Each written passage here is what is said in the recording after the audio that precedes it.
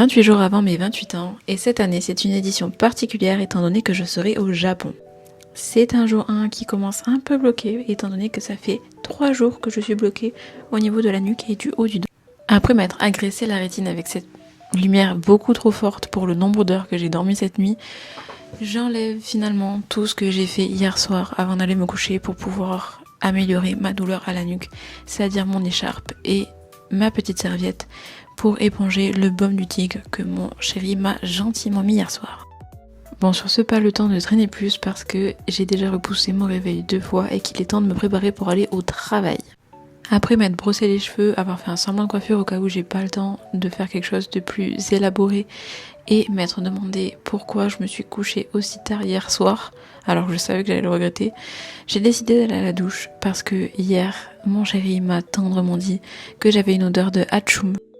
Qui dit Noël, dit calendrier à l'avent, même à l'autre bout du monde, même au Japon.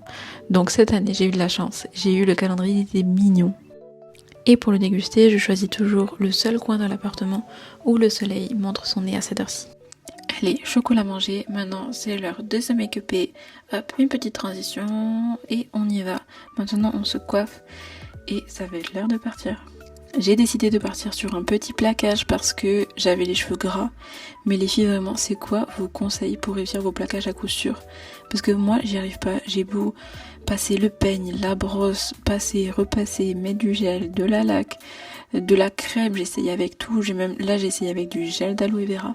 J'y arrive pas. C'est quoi vos conseils pour réussir vos plaquages à chaque coup?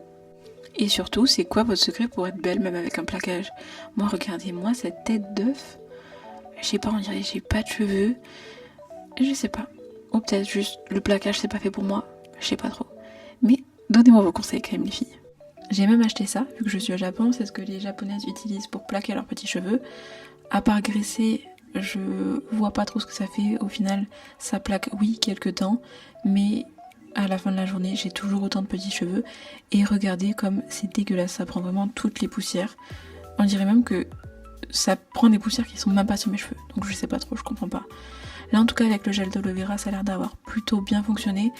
Oups, il est l'heure d'y aller parce qu'il faut que je prenne quelque chose en route pour manger parce qu'on n'a plus rien. Donc je traverse le petit parc et bien sûr je tombe sur le passage piéton rouge alors qu'il était vert quand je suis partie. Mais bon ça c'est bien ma chance. Bon du coup je décide de faire la tug et je passe au rouge. Il n'y avait aucune voiture mais vas-y. Et là, je pensais avoir dead mon highlighter. Donc bref, je m'arrête au 7-Eleven. Il y avait beaucoup de choix, je savais vraiment pas quoi prendre.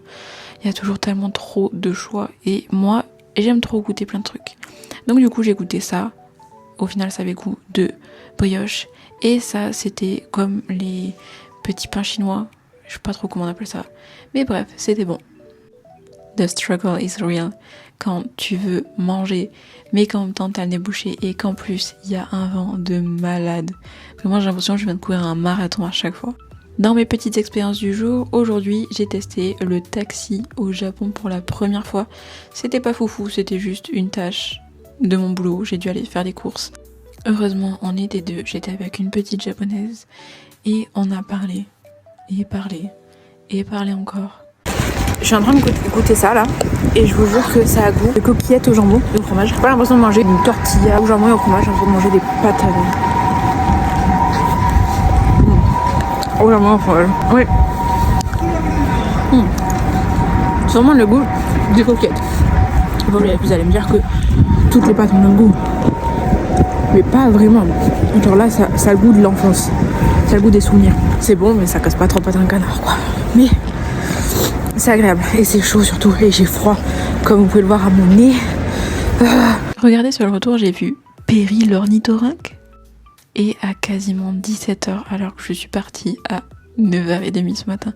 Je suis enfin rentrée. Il fait un froid, je saurais même pas vous expliquer comment c'est possible d'avoir un vent comme ça ici. Un vent froid et humide. Et une fois rentrée, ça a été larvage jusqu'au repas préparé par mon chéri devant notre nouvelle série. Bon, je viens de découvrir que j'utilisais mal mon micro et c'est pour ça que j'avais des problèmes de voix off. Voilà, je comprenais pas pourquoi, je n'entendais rien quand je faisais des voix off. j'avais juste mal réglé mon micro. Donc maintenant normalement il n'y aura plus de problème de voix off. Et sur ce, comme vous le voyez à ma tête, je suis très fatiguée, donc on va aller finir notre petite série. Et on se dit à demain pour le jour 2 de ce challenge.